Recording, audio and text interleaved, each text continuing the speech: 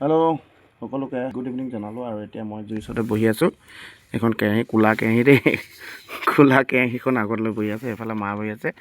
মায়ে একদম চালিয়াকৈ বনাব আজি কি বনাব? পালেং শাকৰ লগত আজি মাছৰ জোল, মাছৰ আঞ্জা মজাকৈ বনাব লাগিব।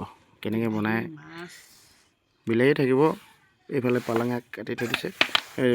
বাহিৰতে জুই ধৰি লৈছোঁ, ইয়াতে বনাইছোঁ আৰু দেই। কিন্তু জুইটো কিন্তু মজা জ্বলি আছে একদম, দেখিছে তেল গৰম হৈছে আৰু লাহেকৈ। প্ৰথমে মাছখিনি ফ্ৰাই কৰিব আৰু এতিয়া দিয়ক হৈ গ'ল, তেল বহুত গৰম। এতিয়া মাছটো অলপ ফ্ৰাই কৰি ল'ব লাগিব। ব্ৰিগেড কাপ হয় মাছটো আজি দিনত আনিছিলোঁ, এইটো বনাইছোঁ এতিয়া। ব্ৰিগেড কাপৰ লগত পালেং শাক বিলাহী জোল হ'ব আজি, মজাকৈ খাব লাগিব। নিমখ, ইফালে মায়ে একদম বিলাহী কাটি আছে, বিলাহী দিব আৰু এতিয়া পূৰা ফ্ৰাই হৈ আছে, পূৰা ফ্ৰাই একদম মজাকৈ। সেইখিনি লুটিয়াবলৈ হ'ল দেই। মাজে মাজে আমি মানে এনেকৈ জুই বনাই খাওঁ বস্তুবিলাক, খুব ভাল লাগে। জুইত বনোৱা আৰু বস্তু সোৱাদেই বেলেগ, সেইটো আপোনালোকে চবেই জানে বাৰু। সেইকাৰণে জুইত মাজে মাজে বস্তুবিলাক আঞ্জাবিলাক বনাব লাগে, তৰকাৰী বনাব লাগে, একদম খুব ধুনীয়া সোৱাদ হয়। বিশেষকৈ হাঁহ মাংসটো একদম কোমোৰাৰ লগত জুইত বনাব লাগে আৰু মজা লাগে।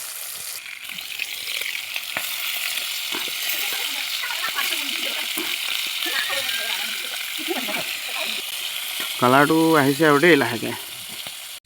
মাছটো ফ্ৰাই হৈ গৈছে, এতিয়া কাঢ়ি থৈ দিওঁ। তাৰপিছত পিঁয়াজ আৰু হেৰি দি পিনি এতিয়া পিঁয়াজ আৰু এইখিনি ভাজিব লাগিব।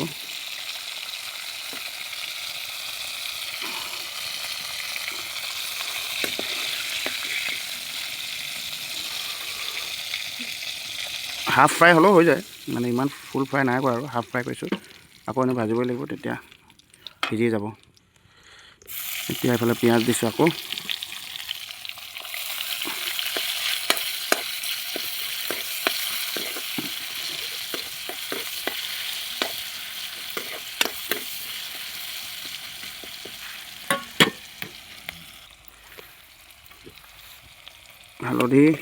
হালধি এড কৰি দিছোঁ।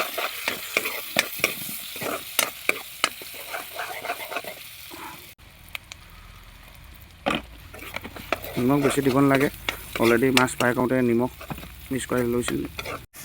বিলাহীটো এড কৰা হৈ গৈছে। এতিয়া অলপ বিলাহী সিজিব দিব লাগিব, ঢাকোন মাৰি দিয়ক। বছ, বিলাহীখিনি ভালকৈ সিজিলে ভাল হয়, একদম ধুনীয়া। এতিয়া বিলাহীটো আচলতে কালাৰটো মজা কৰি দিয়ে, মাছৰ কালাৰটো ধুনীয়া কালাৰ এটা দিয়ে। ঘৰৰ পালেং এতিয়া ধুনীয়াকৈ এড কৰি দিয়া হ'ল বিলাহীৰ লগত। অকণমান দেৰি সিজিব দিব লাগিব, তাৰপিছত মাছখিনি দি।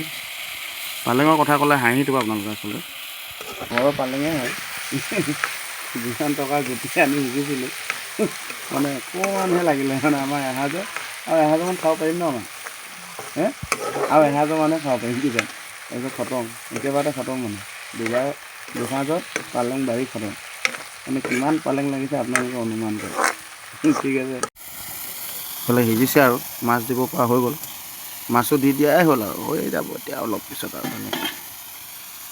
একোৱা জুইত একদম গাহৰি মাংস পুৰি খাবলৈ কি মজা লাগিলে। এদিন কিনাৰতে ষ্টিককেইডাল ৰাখি দিব লাগে আৰু খাই থাকা। পানীও দি দিলে লগালগ। গৰম পানী কৰিয়েতো আছে। এইফালে গৰম পানী এড কৰি পিনি ঢাকনি মাৰি দিলে অলপ পিছত আৰু অট'মেটিক মাছৰ আঞ্জা পালেং শাকৰ সৈতে ৰেডি হৈ যাব। এইফালে মাছৰ জোল খুব ধুনীয়াকৈ উতলি আছে আৰু মই ওচৰতে বহি আছোঁ আৰু এইফালে ঠাণ্ডা বতৰ আমেজ লৈছোঁ একদম জুইৰ কাষত বহি, মজা লাগিছে। এতিয়া আৰু ঠাণ্ডা লগা নাই, জুইৰ ওচৰৰ পৰা উঠি গ'লেহে ঠাণ্ডা লাগিব, বাম্পাৰ ঠাণ্ডা লাগিব এতিয়া। খুব ধুনীয়া উতলিছে দেই, মজা হ'ব। হৈ গ'ল, একদম চিম্পুল। পানীটো অলপ থাকিব লাগিব, পানীটো শুকাই গ'লে আৰু কি খাবা আৰু জোল। মাছটো এনেও হাফ ফ্ৰাই হৈ আছিলে, এতিয়া একদম যি টপত জুই জ্বলিছে, একদম বহুত সোনকালে হৈ গ'ল আচলতে। এতিয়া অলপ পিছত আৰু খানাটো খাই দিব লাগিব। এইফালে আপোনালোকেও এনেকৈ ঘৰত কেতিয়াবা পালেং শাকৰ লগত মাছৰ আঞ্জা এনেকৈ খাব পাৰে, একদম চিম্পুল। বিলাহী লাগিব, পিঁয়াজ লাগিব, এইফালে মাছ লাগিব আৰু পালেং শাক, আৰু ধুনীয়াকৈ ফ্ৰাই কৰি বনাই দিয়ক আৰু পানী চানী দি দিয়ক, ধুনীয়াকৈ হৈ যাব। চিম্পুল, একদম চিম্পুল। কেতিয়াবা ঘৰত বনাই চাব, খাই চাব। ঠিক আছে, বাই বাই।